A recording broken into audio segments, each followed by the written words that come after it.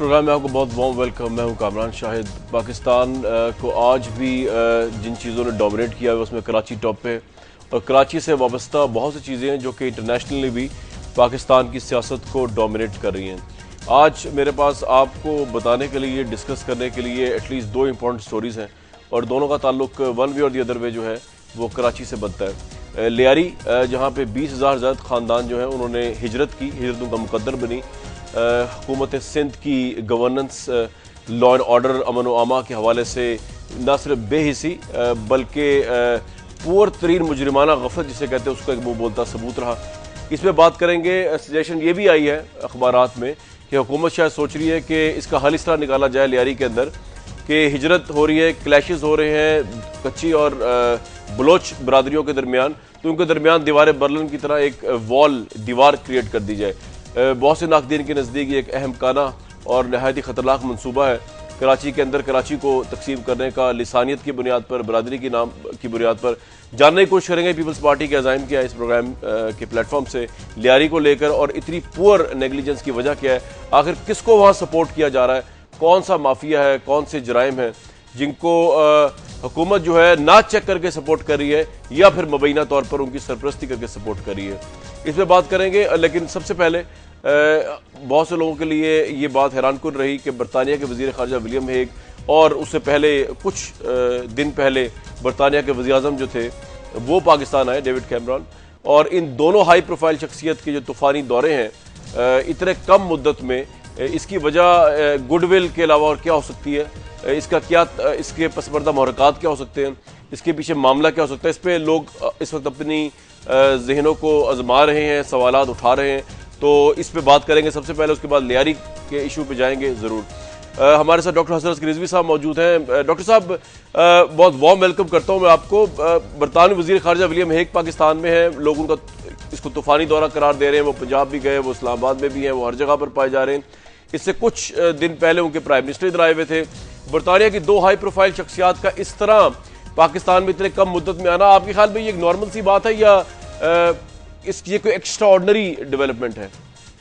देखिए, इसमें extra ordinary दिलचस्पी हमें नजर आती है। रवायती तौर पर बरतानिया ने पाकिस्तान से ताल्लुकात तो अच्छे रखे हैं, लेकिन इस वक्त मेरा ख्याल ये है कि बरतानिया को जो ज्यादा कंसर्न है वो है अफगानिस्तान 2014 की तरफ जा रहा है, और 2014 के बाद क्या होगा, ये वो कंसर्न है जो बरतानिया अमेरिका से शेयर करता है। तो बहुत सी बातें अमेरिका बरतानिया के थ्रू पाकिस्तान से करता है, जिस तरह पाकिस्तान बहुत से मैसेजेस अमेरिका को बरतानिया के जरिए भेजता है। तो अफगानिस्तान में, और फिर यह है कि बरतानिया ये भी चाहता है कि किसी तरीके से कारजाई या काबुल हुकूमत है उसमें और अफगान तालिबान में कोई गुफ्तो शरीफ से कोई सियासी फार्मूला निकल आए, उसके लिए भी वो पाकिस्तान की सपोर्ट को सीख कर रहे थे, मदद हासिल करने की कोशिश कर रहे थे कि पाकिस्तान तालिबान, अफगान तालिबान को एनकरेज करे कि वो काबुल गवर्नमेंट से गुफ्तगू में। अच्छा डॉक्टर साहब, एक बात बताइए कि ये तो आपने बजा फरमाया 2014 के हवाले से, ये तो आपने खींच दिया ना फॉरेन अफेयर्स का सिनेरियो, ये तो आपकी बात अंडरस्टैंडेबल है। लेकिन जैसे कि विलियम हेग साहब भी फरमा रहे हैं, अखबारात को इंटरव्यूज दे रहे हैं, हर जगह बता रहे हैं कि पाकिस्तान के वुज़रा भी जो उनसे पूछते फिरते, एक बहुत हाई प्रोफाइल केस है पाकिस्तान में ऑब्वियसली इल्ताफ़ हुसैन साहब के, जिन पे इल्ज़ामात जो है वो लगे हैं। उन्होंने खुद इल्ताफ़ हुसैन साहब ने स्पीच में बताया, इमरान फारूक के कत्ल केस का मामला है, मनी लॉन्ड्रिंग का मामला है, इल्ताफ़ हुसैन साहब का मामला है। तो आपके ख्याल में इसको तो हम मिला के नहीं देख सकते ना इनके साथ, कि देख सकते हैं ये दो तूफानी दौरे ऊपर नीचे हुए बरतानिया की दो बड़ी शख्सियात के? मेरा नहीं ख्याल कि बरतानिया के लिए ये केस जो है वो इतना बड़ा है कि जो वहाँ के वजीर आजम भी आएंगे, वजीर खारजा भी आएंगे, और बरतानिया के निज़ाम में ये है कि स्कॉटलैंड यार्ड पुलिस काफ़ी ऑटोनमसली ऑपरेट वहाँ करती है। मेरा ख्याल है कि ये मामला बुनियादी हैसियत नहीं रखता।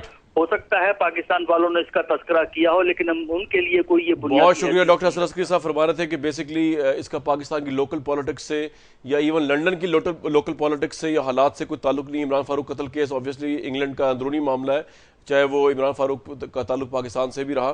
वो कहते हैं कि अफगानिस्तान 2014 से वाबस्ता है सारी डेवलपमेंट। लेकिन हम जाएंगे अजहर जावेद साहब के पास, जो लंदन में हमें रिपोर्ट करते हैं, दुनिया न्यूज़ के वहाँ पे मेन रिपोर्टर हैं। इनसे जानने की कोशिश करेंगे वहाँ के हालात, और हमारे साथ नबील कबूल साहब भी मौजूद हैं।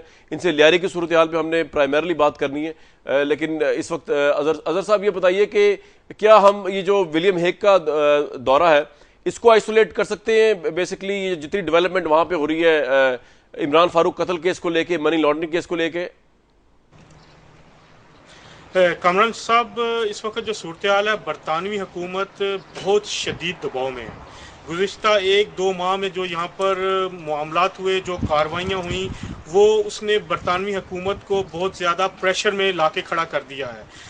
जो मनी लॉन्ड्रिंग का केस है, इससे पहले डॉक्टर इमरान फारूक का जो मर्डर केस है, ये ऐसी चीज़ें हैं। और इसके अलावा जो सबसे अहम चीज़ है, जो एक और तीन यहाँ पर पैरेलल जो इन्वेस्टिगेशंस चल रही हैं, एक डॉक्टर इमरान फारूक के मर्डर केस की है, दूसरी मनी लॉन्ड्रिंग केस की है, और तीसरी जो है वो इंसाइटमेंट टू वायलेंस है, जो कि कराची में तकारीर की गई MQM के कायद अल्ताफ़ हुसैन की तरफ से। तो इस वक्त जो रिस्पांस आया, जो इन तकारीर के नतीजे में, इसके बाद जो BBC की डॉक्यूमेंट्री यहाँ पर चली, जो प्रोग्राम पेश किया गया, इसके अलावा बहुत सारे फैक्टर हैं। जो 15,000 से ज़्यादा ईमेल्स की गई बरतानवी पुलिस को इस वक्त यहाँ पर। लेकिन अजहर साहब एक बात बताइए कि मिलियन पाकिस्तान जी एक बात, जो विलियम हेग है उन्होंने तो क्लियरली कहा है कि हमारा कोई ताल्लुक नहीं, स्कॉटलैंड यार्ड एक आज़ाद इदारा है, तो सियासत का कोई ताल्लुक नहीं। आपके ख्याल में ये सिर्फ स्टेटमेंट है विलियम हेग की, या इसमें कोई सब्सटेंस भी है, या आपके नज़दीक विलियम हेग आए इसी काम के लिए कि पाकिस्तान से मावरत हासिल करें इन दोनों केसेस पे, मनी लॉन्ड्रिंग और इमरान फारूक कत्ल केस?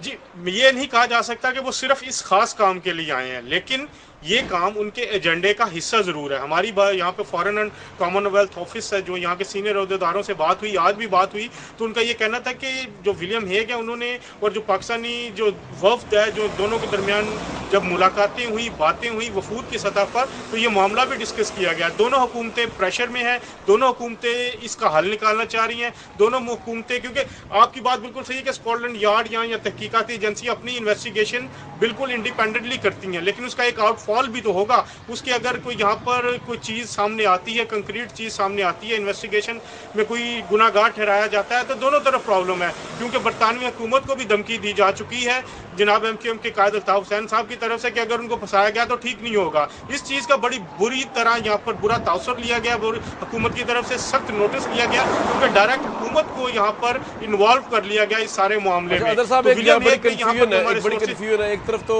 ये कहा जा रहा है कि विलियम हेग साहब फरमा रहे हैं कि हमारी गवर्नमेंट का कोई ताल्लुक नहीं स्कॉटलैंड यार्ड की तफ्तीश से।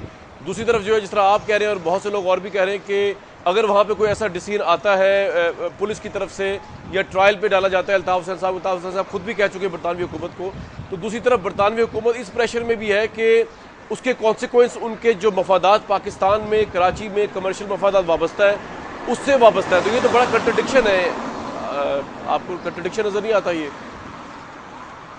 जी कामरान साहब, गुज़िश्ता जो तकरीबन 6 माह 7 माह से बरतानवी हुकूमत, ये जो नई गवर्नमेंट है, पिछली लेबर गवर्नमेंट ने बहुत सपोर्ट किया पुराने मामलात में, जो MQM है और उसकी तमाम पार्टी, लेकिन जो ये नई गवर्नमेंट है, इस गवर्नमेंट में ये एहसास पाया जाता है कि जो ये एक तासुर फैला हुआ है कि बरतानवी हुकूमत MQM की हमायत करती है, उसकी मदद करती है, ये एक बुरा एहसास है। हमारी एक बहुत सीनियर डिप्लोमेट से बात हुई थी, जब वो जो पाकिस्तान में तैनात था, लेकिन जब यहाँ पे आए तो FCO में उनसे मुलाकात हुई, तो उनका ये कहना था कि ये बात यहाँ से 6-7 महीने पहले की बात है। उनका ये कहना था कि ये चीज़ बरतानवी हुकूमत के लिए परेशान कुन है और वो इस तासुर को ज़ाहिर करने की कोशिश कर रहे हैं। लेकिन जो ये मामलात हैं, विलियम हेग जो आए हैं, अब जो मनी लॉन्ड्रिंग का केस है, यहाँ पे सबसे ज़्यादा सीरियस लिया जाता है। 14 साल तक उसकी सजा है। अगर यहाँ पर ये सारा कुछ होता रहा, ये सारी चीजें होती रही, तो ये बरतानवी हुकूमत के लिए बदनामी। अगर मेरे साथ रहिएगा। अच्छा नबील कबूल साहब, मैंने आपसे बात तो लियारी की करनी है, लेकिन सिर्फ 1-2 मिनट आपसे इस पे भी कमेंट चाहूंगा। आजकल कराची की जो दीवारें, उनके ऊपर दोबारा लिखा गया है कि मंजिल नहीं रहनुमा चाहिए। अल्ताफ़ हुसैन साहब की सपोर्ट में जो है वो बहुत ज़्यादा वॉल चॉकिंग की गई है। ये सारा वाकया जो है, obviously it is not the right time to ask you, लेकिन अनफॉर्चुनेटली मुझे पूछना पड़ रहा है। मोराल पे कोई फर्क पड़ा है MQM की, या मोराल पहले ज्यादा बुलंद हुआ है इस सारे मामले को लेके? What is your take on it Nabeel sahab? Kamran, मैं समझता हूँ कि ये जिस तरीके से जो इंटरनेशनल मीडिया ने एक हाइप पैदा किया और जिस तरीके से फिर यहाँ लोकल मीडिया में जिस तरह डिस्कशन होने लगी, तो नो डाउट जो अल्ताफ़ भाई के चाहने वाले हैं और जो उनके सपोर्टर्स हैं, जो उनके वोटर्स हैं, उनमें एक तशवीश पैदा हो गई कि ये क्या हो रहा है। मतलब ऐसे वहाँ पर जो जिस तरह BBC डॉक्यूमेंट्री जो दिखाई गई और फिर उसको इतना ऑथेंटिक समझा गया कि जी BBC के अंदर जो कुछ आता है तो वो समझो बिल्कुल रियलिटी पर होता है। हालांकि आपको पता है कि ज़रूरी नहीं होता। अगर हमारे मीडिया पे इल्ज़ाम लगते हैं तो इंटरनेशनल मीडिया ने भी ये करके दिखाया कि आप कोई भी स्टोरी जो है वो चला सकते हैं या कोई भी शो जो है वो चला सकते हैं। वो तशवीश पैदा ज़रूर हुई होगी MQM के सपोर्टर्स में और अल्ताफ़ भाई के जो चाहने वालों में। तो लेकिन सूरत हाल is now totally under control और जो इन्वेस्टिगेशन हो रही है वो बिल्कुल सही हो रही है। और जो मनी लॉन्ड्रिंग क्योंकि डॉक्टर इमरान फारूक का केस का तो सिर्फ मीडिया में एक हाइप है, ऐसी कोई बात है नहीं। जहाँ तक मनी लॉन्ड्रिंग का है तो वो मैटर भी ऑलमोस्ट रिजॉल्व हो चुका है। तो मैं समझता हूँ कि अब उससे बाहर आना चाहिए। नबील साहब, आपकी खुद अल्ताफ़ हुसैन साहब से कोई टेलीफोन पे रब्ता हुआ, उनकी आपने खैरियत दरियाफ्त की, उनकी स्पिरिट्स क्या है, वो कि रब्ता नहीं हो सका आपका भी उनसे?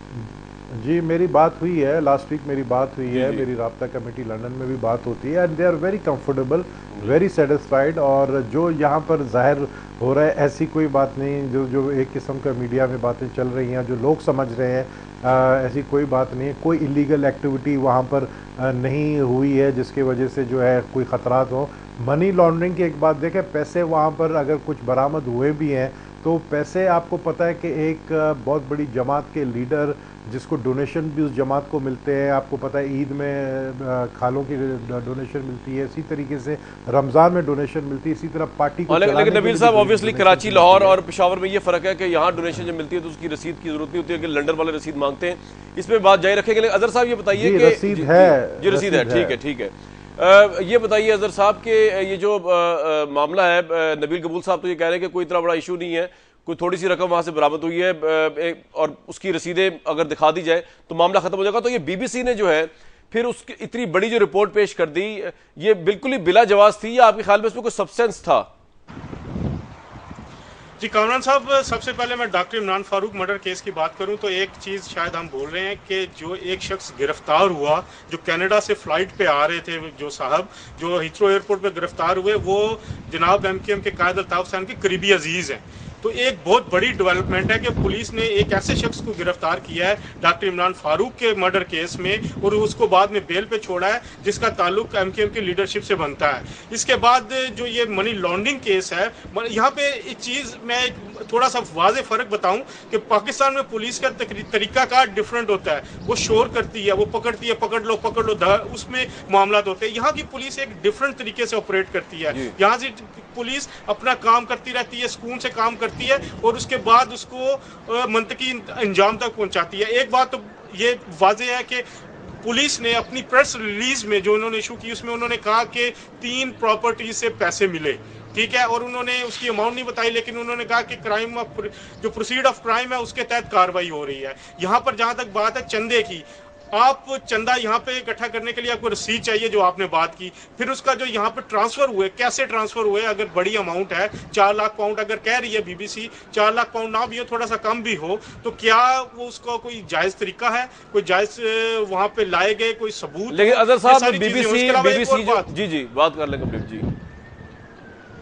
मतलब यहाँ पे जो पैसे इकट्ठे किए गए हैं, यहाँ पे बहुत से लोगों को मनी लॉन्ड्रिंग में सजा हो रही है। आप सोच नहीं सकते कि यहाँ पर तकरीबन हर महीने दर्जनों केस मनी लॉन्ड्रिंग के लगे हुए हैं। ठीक है, लेकिन वो तो अभी जब साबित होगा। लेकिन अजहर साहब एक बात बताइए, अगर BBC की रिपोर्ट इतनी क्रेडिबल थी तो उन्होंने फिर उसका उसी रिपोर्टर का जो है वो ऑनलाइन आर्टिकल क्यों पब्लिश होने से रोक दिया, अगर इतनी ही क्रेडिबल रिपोर्ट थी? वो उसमें 2 चीजें थी। हाँ, 2 चीजें थी। जो ओवन बेनेट जोन्स का आर्टिकल था वो 4500 वर्ड्स का था, वो एक अलहदा रिपोर्ट थी, उसमें वो और बहुत सारी चीज़ें थी डॉक्यूमेंट्री से हट के। ये 11 मिनट की डॉक्यूमेंट्री थी, उसमें कुछ ऐसी चीज़ें जो मैं शायद ऑन कैमरा आपसे ना बात कर सकूं, जो हमारी बात हुई मुख्तलिफ सोर्सेज से, जिसकी वजह से उसमें कुछ इंडिया के लिंक्स दिए गए थे। मैं यहाँ तक आपको बता देता हूँ, जो BBC जो है शायद उसकी पॉलिसी के खिलाफ थे, कुछ इंडिया की तरफ चीज़ें जा रही थी, तो वो इंडिया को टच नहीं करता यहाँ का मीडिया, या ये कुछ उनके मुफादात की वजह थी, कुछ और एक दो चीज़ें थी जिसकी वजह से उनके आर्टिकल को रोका गया। वो 4,500 वर्ड, आप भी समझते हैं एक बड़ी स्टोरी होती है,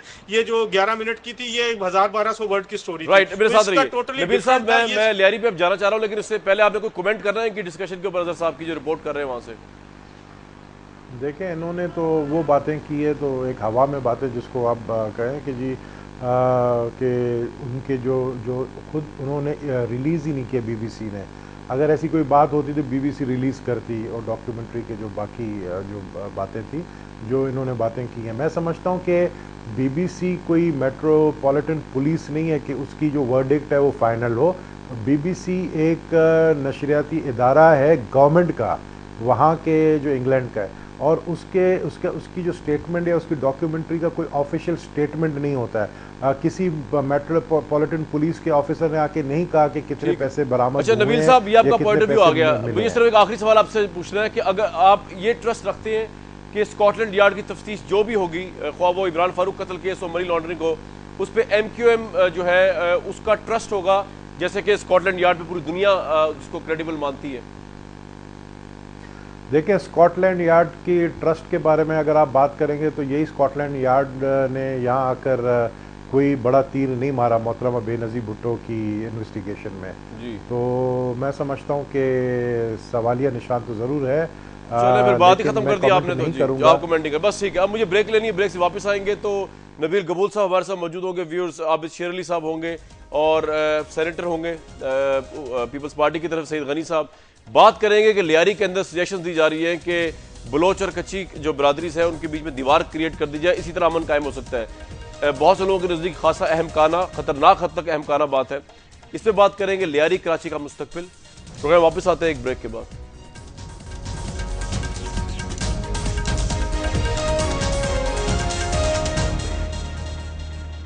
इस प्रोग्राम में बहुत वार्म वेलकम। कराची लियारी की सूरत हाल पे हम जाएंगे। मुझे ज्वाइन किया है नबील गबूल के साहब के साथ साथ सेनेटर सईद गनी साहब ने, पीपल्स पार्टी के हैं, और आबिद शेर अली साहब ने। आबिद शेर अली साहब, आपसे आगाज़ कर लेता हूँ। पहले तो आपको मुबारकबाद एडवांस दे रहा हूँ, स्टेट मिनिस्टर बनने जा रहे हैं, बड़े मुश्किल तरीन मिनिस्ट्री की, खुदा वो कामयाब करे। उसके अंदर बिजली और जो गैस के मामलात हैं। मुझे ये बताइएगा आबिद साहब कि इससे पहले कि मैं लियारी पे आऊँ, विलियम हेग साहब जो बरतानिया के वज़ीर ख़ारजा हैं, वो कल आए हुए थे इधर, पाकिस्तान के दौरे पे हैं, पिछले कई दिनों से थे। वो कह रहे हैं कि PMLN की जो क़यादत है वो बहुत, या लीडर्स जो है वो बड़े इंटरेस्टेड हैं ये मनी लॉन्ड्रिंग के मामलात में, लंदन में जो हो रहा है इमरान फारूक कत्ल केस के हवाले से। तो ये इंटरेस्ट जो है इसकी वजह क्या है? बहुत से लोग जानना चाहेंगे PMLN से। देखिए जी, इंटरेस्ट की वजह से देखिए ये भी है कि कोई लोग पाकिस्तानी होने का दावा करते हैं, साथ साथ वो बरतानिया की नेशनैलिटी भी रखते हैं, और जब वो पार्टी इधर खिताबात फरमाते हैं, जो अल्फाज से नवाजते हैं पूरी कौम को, तो वो तो सबके सामने है। और जो पाकिस्तान की बदनामी हो रही है, जो मनी लॉन्ड्रिंग का वहाँ पे सिलसिला बना है, तो बदनामी तो फिर पाकिस्तान की है ना, वो किसी और की तो नहीं है। तो वो फिर अब इस पर पाकिस्तान की बदनामी हो तो जाहिर है फिर गवर्नमेंट ऑफ पाकिस्तान ने एक्शन लेना है। ये कोई रिकन्सिलिएशन वाली गवर्नमेंट नहीं है जो मफाहमत की सियासत करे और जो मुल्क को तबाही के दाने पे पहुंचा दे। और जो मुल्क के हालात हैं, कामरान साहब कराची में देख लें कि ऐसे है जैसे आप कोई बनाना रिपब्लिक है, जो कोई ऐसी जगह की बात कर रहे हैं जहाँ पे हुकूमत नाम की चीज़, लॉ एंड ऑर्डर नाम की चीज़ कोई है नहीं, और जैसे हैवानियत है वहाँ पर, और लोग मर रहे हैं। आप देखें, लोग हिजरत करने पर मजबूर हो गए हैं, लोग अपने घर बार छोड़ने पर मजबूर हो गए हैं, और हुकूमत को कोई फ़र्क नहीं पड़ता। हाँ, अगर कोई वफाक से कोई चीज़ हो तो शायद हुकूमत हरकत में आ जाती हो।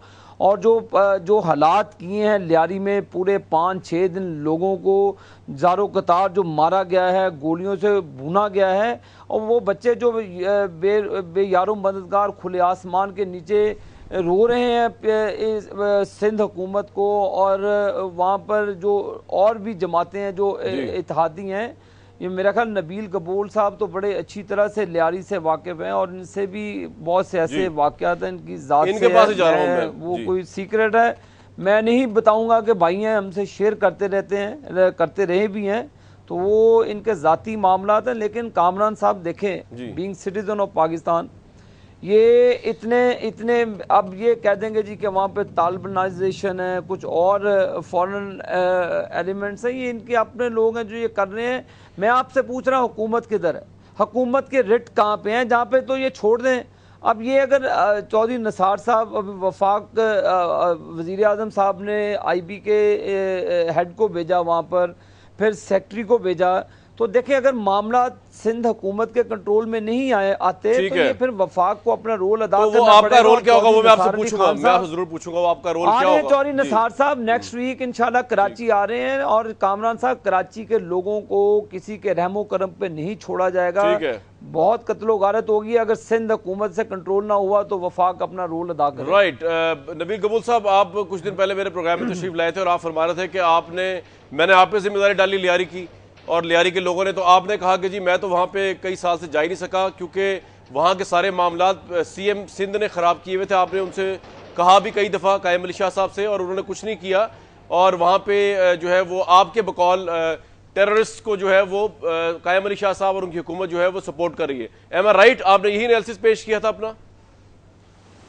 बिल्कुल कामरान, ये तो सबको ये बात पता है, और मैंने जो मेरी डिफरेंसेस पीपल्स पार्टी के साथ शुरू हुई इसी लियारी के ऊपर कि उस वक्त 2010 में ऐसे ये जो अमन कमेटी ग्रुप है इसके ऊपर हुकूमत ने हाथ रखा हुआ था, सिंध गवर्नमेंट ने। तो मैंने कायम अली शाह साहब को, प्रेसिडेंट जरदारी, सबको कहा था कि ये उस वक्त बिल्कुल बोने थे, मतलब ये छोटे मोटे जो क्रिमिनल्स हैं इस टाइप के थे। मैंने कहा इनको सपोर्ट ना किया जाए, कल को ये बहुत बड़े मुसीबत लियारी तो में भी कायम अली शाह साहब क्या कहते थे आपसे क्या कहते थे इन रिप्लाई? कायम अली शाह मुझे कहते थे कि जी मेरे बस की बात नहीं, आप ऊपर बात करें। आप ऊपर बात करते थे तो वो मुझे कहते थे कि जी you remain out of it, आप हम खुद इस मामले को देख लेंगे। अल्टीमेटली यही हुआ 3 साल तक। ये आप कह रहे हैं ना, आप उस दिन गए लियारी में, आपने कचरा कुंडी देखा, आपने कहा जी नबील कबूल MNA होते हुए यहाँ कुछ नहीं। मुझे तो 2 साल से लियारी जाने नहीं दिया जा रहा था कि आप लियारी नहीं, हालांकि मैं वहाँ पे डेवलपमेंट के सारे काम मैंने करवाए। तो दूसरी बात ये मैं कहूँ आपको कि देखें जो ये बात कर रहे हैं ना आबिद शेर अली, बिल्कुल ही हकीकत है। सिंध गवर्नमेंट पहले कुछ नहीं कर सकी, अभी क्या करेगी? क्योंकि वजीर आला अगर ओथ उठाकर वहां खुद क्रिमिनल्स के हेड के घर पर खाना खाने जाएगा तो क्या मैसेज आप लॉ एनफोर्समेंट एजेंसी को दे रहे हो? तो बेहतर ये है, हम तो कह रहे हैं सिंध गवर्नमेंट कुछ नहीं कर सकता, आप कुछ कर रहे हो, वफाक की हुकूमत कुछ कर रही है। सईद गनी साहब से पूछते हैं, और वफाक को इस वक्त वफाक को तो रिप्रेजेंट नहीं कर रहे, लेकिन साबका वफाक को और मौजूदा सूबाई हुकूमत को रिप्रेजेंट कर रहे हैं पीपल्स पार्टी कैपेसिटी में। गनी साहब, आबिद शेर अली साहब ने फरमाया कि बनाना रिपब्लिक बन गई है पाकिस्तान जब हम कराची को देखते हैं, लियारी को देखते हैं, और आपके अपने MNA जो है वो उन्होंने जो रीजन पेश किया MQM ज्वाइन करने का, वो उनके नजदीक खासा वैलिड है कि आपके CM ने और आपके हायर अप्स ने उनकी दाद रसी नहीं की, उनके मसाइल की, और आप लोग वहां पे टेररिस्ट को ना सिर्फ टिकट देते हैं बल्कि रॉकेट लॉन्चर्स और असले से भी सपोर्ट करते हैं। ये तो बड़ा लम्हा फिक्री अगर आप इस तरह करते हैं गनी साहब। आखिर रीजंस क्या है, इतना क्या मजबूरी है आपकी? कमरान, एक बात तो ये है कि लॉ एंड ऑर्डर का मसला कराची में बिल्कुल है, मैं बिल्कुल मानता हूँ, लियारी में भी है, मैं इसको भी मानता हूँ, लेकिन ये कह देना कि कराची के अलावा कहीं और नहीं है, ये बात गलत है। अभी पिछले दिनों डेरा गाजी खान में पंजाब पुलिस ने किस तरह टैकल किया है 2 डाकुओं को, वो आपके सामने है कि आप उसको भी फिर बनाना रिपब्लिक में शामिल कर लीजिए। वहाँ जो कुछ हुआ है कि 4 अजला की पुलिस आप लेकर आते हैं, बख्तरबंद लेकर आते हैं, हेलीकॉप्टर्स लेकर आते हैं, उसके बाद भी आप डाकुओं से नेगोशिएट करते हैं और उनके बंदे छोड़ते हैं और अपने बंदे छुड़वाते हैं। अगर यही रेट ऑफ द स्टेट है तो फिर ठीक है, अगर पंजाब में आप इस तरह की चाहते हैं, कराची में किसी और तरह की चाहते हैं, तो ये आपकी मर्जी है। दूसरी बात यह है कि देखें, लियारी का मसला नबील साहब तो बता रहे हैं 2010 की बात, ये 2010 से नहीं, उससे बहुत पहले की बात है। ये ज़्यादा मामला शुरू हुआ था जनरल परवेज़ मुशर्रफ के दौर में। नबील गफूर साहब उस वक्त भी वहाँ से MNA थे, और उसके बाद दूसरी मरतबा भी वो जीते, 2008 के इलेक्शंस में भी वहाँ से पीपल्स पार्टी के टिकट पर जीते। उस वक्त भी हालात कोई वहाँ अच्छे नहीं थे, 2 ग्रुपों की लड़ाई। अच्छा, मुझे सेनेटर साहब एक सवाल का जवाब दे। आप लोगों ने अब से 1.5 साल पहले पीपल्स अमन कमेटी को टेररिस्ट डिक्लेयर करके MQM की भी नाराजगी मोल ली, वो भी हुकूमत से बाहर चले गए, आपने उनको कालअदम करार दिया, उनके जो है उनके लीडरशिप के ऊपर आपने हेड मनी रखा। उसके बाद ओवरनाइट ऐसा क्या हो गया इलेक्शन से पहले सेनेटर गनी साहब के there is a heart of change on your side कि वो सारे लोग ठीक हो गए? मुझे तो कोई इतराज नहीं है वो ठीक है या गलत है, कभी आप उनको ठीक डिक्लेयर करते हैं, कभी आप वो गलत डिक्लेयर करते हैं, मतलब ये तो मजाक बन गया ना सर। कामरान, देखें, जब ये सारी चीज़ें हो रही थी उस वक्त जुल्फ़िकार मिर्ज़ा साहब यहाँ वज़ीर दाखिला थे, और जुल्फ़िकार मिर्ज़ा साहब के कुछ बयानात ऐसे आए जिसकी वजह से MQM को काफ़ी एतराज़ हुआ और जिस पर उन्होंने प्रोटेस्ट किया। चूँकि वो हमारे साथ इत्तेहाद में शामिल थे तो उनकी ही ये सारी, मैं समझता हूँ प्रेशर MQM का था कि ये सारी चीज़ें की गई, हेड मनी भी रखी गई, उनको कलअदम भी करा दिया गया, सारी चीज़ें की गई। बहरहाल अब उस बहस में मैं नहीं चाहता वो चीज़ें हुई हैं, लेकिन एक चीज़ आप जहन में रखें, उसके बाद वहाँ एक ऑपरेशन हुआ था। उस ऑपरेशन पर मीडिया ने खुद कितना शोर मचाया कि वहाँ बेगुनाह लोग मारे जा रहे हैं, बेगुनाह लोग। लेकिन हमने ये नहीं कहा था कि रॉकेट लॉन्चर्स को ना पकड़े, वहाँ पे हमने ये जरूर कहा था कि आम लोगों को ना मारे। लेकिन जी जी जी सुन ले, अच्छा कहो ना, सुन लेना पूरी बात। ये सारी चीज़ें हुई, वहाँ बेगुनाह लोग मारे भी गए, उस वक्त भी लोगों ने माइग्रेशन की। उसी सारे दबाव में आकर वो ऑपरेशन बंद किया गया। और अगर कोई ऑपरेशन हुआ उसके नतीजे में बेगुनाह लोग मारे गए, लोगों के खिलाफ अगर गलत मुकदमा कायम हुए, तो क्या आप नहीं समझते कि हुकूमत की जिम्मेदारी है कि जिन लोगों पर गलत केसेस बने। आबिद शेर अली साहब बड़ी इंटरेस्टिंग बात की सेनेटर गनी साहब ने। वो कहते हैं कि MQM के दबाव की वजह से एक तंजीम को उन्होंने पहले कालादम करार दिया, अब जो है वो कालादम नहीं है और बेसिकली पीपल्स पार्टी के नजदीक। मेरी बात पूरी वैसे हुई नहीं जी। मैं अगर एक जवाब और दे दूं नबील साहब, मैं आ रहा हूं, दोबारा वापस आ रहा हूं। नहीं, मैं करेक्शन कर दूं जी, करेक्शन कर लेंगे। करेक्शन आबिद साहब एक मिनट, आबिद साहब एक मिनट, आबिद साहब एक मिनट, आबिद साहब एक मिनट जी। गनी साहब कर लें। नबील साहब ने ये फरमाया कि चीफ मिनिस्टर साहब किसी के घर पे खाने के लिए गए थे।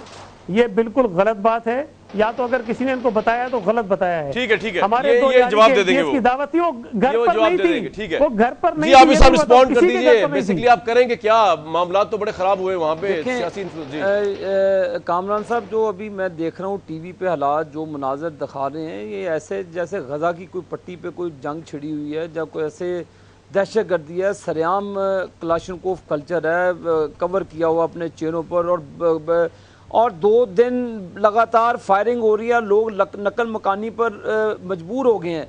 शाहिद गनी साहब, बजाय आप हल बताने के आप इल्ज़ाम तराशी करें। आपसे नहीं, ये देखना आप जो दिखा रहे हैं, जो बंकर बनाए हुए हैं, पीछे से क्लाशनकोफे पकड़ी हैं, आप किस मुल्क की बात कर रहे हैं? किस, यहाँ पे मुझे रेट नज़र आ रही है आपकी हुकूमत की। रोना, आप अपने बच्चों को जरा खुले आसमान की तरह, जैसे बच्चे बेचारे वहाँ पे दर बदर हैं, जो बीमार हो गए बच्चे। कामरान साहब देखें जाकर जो जहरीला पानी पी रहे हैं, ये तो उनको वहाँ पे खाना तक नहीं पहुँचा सके। चले इधर से तो इनको दर बदर कर दिया। इन लोगों को इतनी गैरत नहीं है कि जाके माएँ, बेटियां, बहनें वहाँ पर सरेआम खुले आसमान के नीचे रो रही हैं, चीखों पुकार कर रही हैं। हुकूमत का कोई रिस्पॉन्स नहीं है।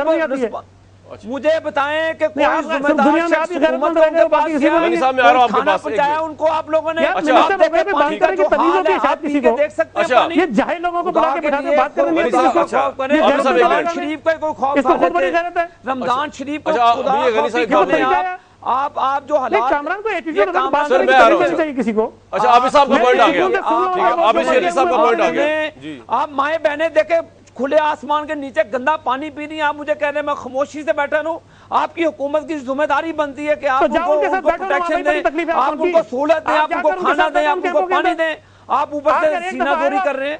मैं आपसे ये मेरी बात सुने, शाहिद साहब ये बात सुने, कौन सुन रही है? जब आपकी बारी आएगी जरूर बोली। अच्छा सेनेटर साहब, मैं आपको पूरा टाइम दूंगा। अच्छा आबिद साहब, आप कंप्लीट कर लें, मुझे आगे जाना है, ओवरलैप हो रही है, बात समझ आ रही है। आप पढ़े लिखे आदमी हैं, बारी बारी बोल लेंगे। सेनेटर साहब, मैं पूरा टाइम दूंगा, बारी बारी बोल लेंगे। सेनेटर साहब, ये पानी पिलाएं घड़े वाला, इनको जो पढ़ा दिखा रहे ना कामरान साहब, शाहिद गनी साहब को गिलास में डाल के भेजे, हदा हो जाएगा इनको। आबिद साहब पॉइंट आ गया आपका, अभी 1 मिनट दीजिएगा आबिद साहब। अच्छा सेनेटर गनी साहब, बात तो ये है कि आबिद शेर अली साहब जो फरमा रहे हैं वो तो एक हकीकत है कि वहां लोग दर बदर हुए हुए, ऑब्वियसली कोई बदीन में गया हुआ है, कोई कहीं गया हुआ है, तो गवर्नेंस तो आपकी जिम्मेदारी है जी।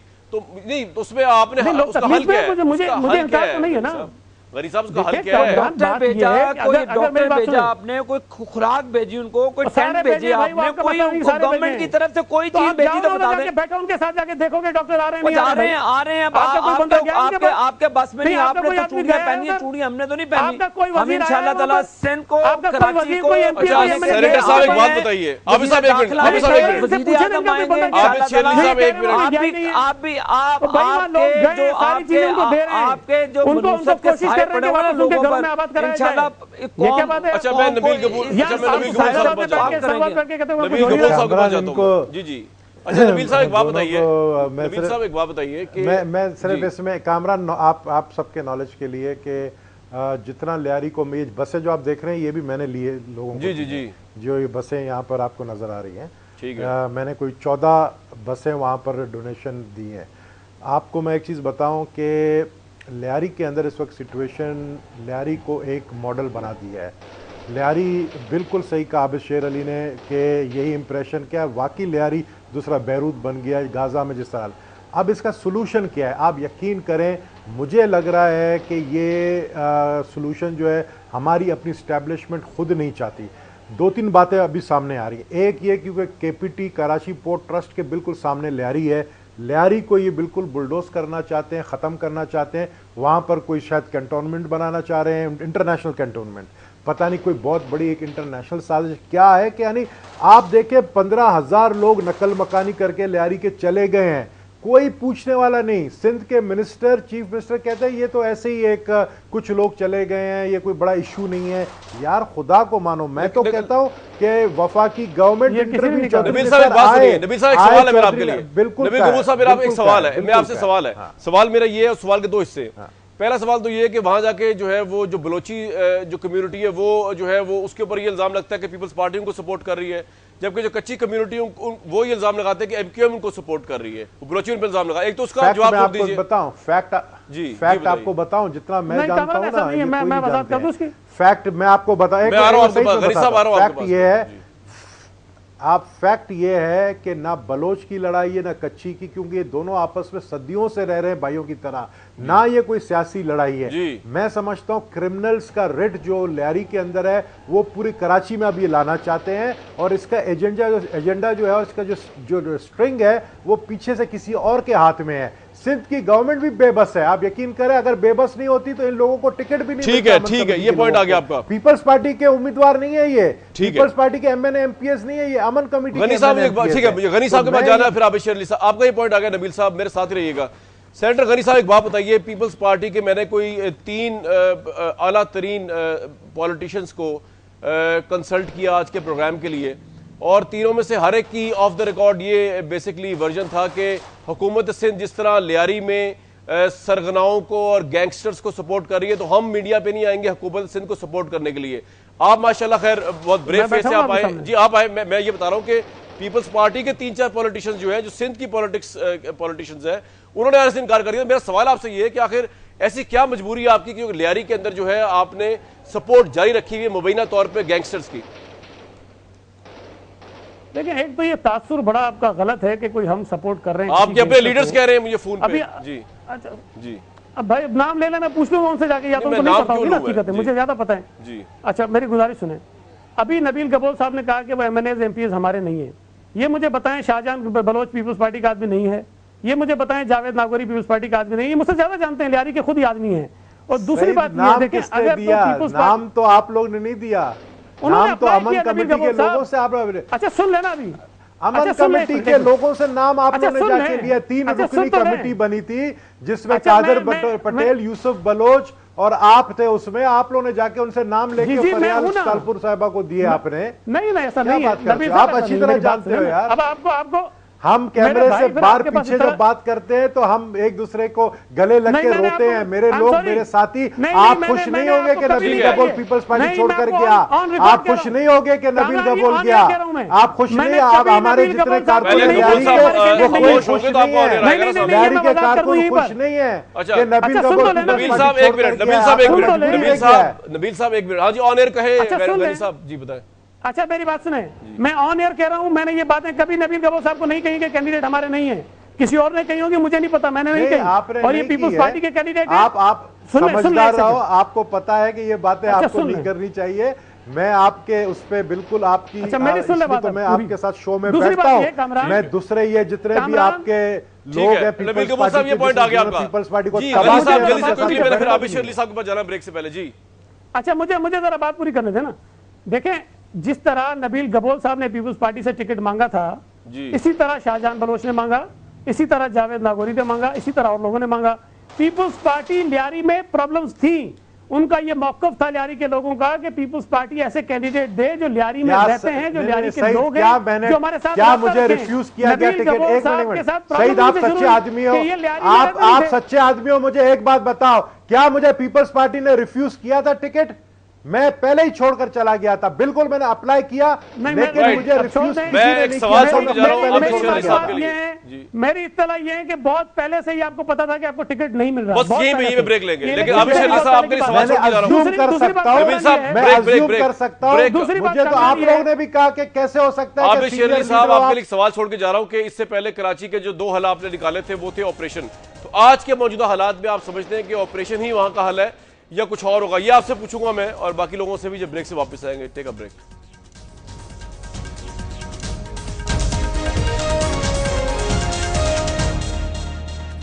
बहुत warm welcome viewers. Abid Sher Ali sahab, आप कह रहे हैं वजीर दाखिला साहब वहां जा रहे हैं, तो हल क्या है? मतलब गवर्नर राज लगाने का सोच रहे हैं, आर्मी को कहेंगे ऑपरेशन करेंगे क्या वहां पे? मामला तो बहुत बिगड़ चुका है। देखें, वजीर दाखिला साहब तशरीफ लेकर जा रहे हैं और सिंध गवर्नमेंट को ऑन बोर्ड लेंगे। मुझे तो लगता है कि ये मामला इनके हाथ से निकल जा चुके हैं। अगर इनमें हिम्मत होती तो जो अपने मेन जहाँ पर हुकूमतें बैठी हैं कैपिटल में कराची में, वो पाकिस्तान की शाहरुख है कराची, और उसी का ये हाल है। और जो हालात कामरान साहब मैंने ये अभी देखे क्लिप्स आपके टीवी पर, मनाजर तो आप भी देख रहे हैं, अंधे तो है नहीं हम। तो आप मुझे बताएं कि जिस शहर में चीफ मिनिस्टर बैठे, जिस शहर में गवर्नर बैठे, जिस शहर में पूरे सिंध की ब्यूरोक्रेसी बैठे, और जिस शहर में और दूसरी इतनी ताकतवर इत्तेहादी जमातें बैठी हों, तो उसका हाल ये हो, तो फिर इस शहर के लिए रोए नहीं तो क्या करें? वज़ीर दाखिला साहब जा रहे हैं और हमारे पास ऑप्शन मौजूद हैं। फिर ये अगर सूबाई हुकूमत के जो मामला दिखाए जा रहे हैं, जो हालात हैं, जो हालात उनके हाथ से खिसकते जा रहे हैं, तो फिर वफाक अपना रोल प्ले करेगा। हम कराची को बेयारो मददगार नहीं छोड़ेंगे। हमारे पास ऑप्शन भी मौजूद हैं, ऑप्शनों के साथ जाएंगे कामरान भाई, और इंशाल्लाह ताला कराची को अमनो अमान का गवारा बनाएंगे। ठीक है सेनेटर गनी साहब, ऑप्शन मौजूद है तो आपको कोई इतराज तो नहीं होना चाहिए। वफाकी हुकूमत की प्राइम जिम्मेदारी है कराची समेत पूरे पाकिस्तान में अमन कायम करना, क्योंकि हम बात कर रहे हैं आज कराची में, तो कराची में बात होगी। अगर हुकूमत डिसाइड करती है गवर्नर राज जिस तरह आपने पंजाब में लगाया था, या डिसाइड करती है मिलिट्री को दे दिया जाए मामला, तो आपको इतराज तो नहीं होना चाहिए। कराची का अमन सबको अजीज है, चाहे जिस तरह भी आए। जी गनी साहब, अब वो जो आप कहते हैं ना, हमने जो पंजाब में लगाया था, फिर आप कहेंगे वक्त नहीं है। जी वक्त नहीं है, उस वक्त की सिचुएशन देखें। चले सर, उसको छोड़ दें, उसको छोड़ दें। अभी पे आए, अभी गवर्नर राज लग सकता है।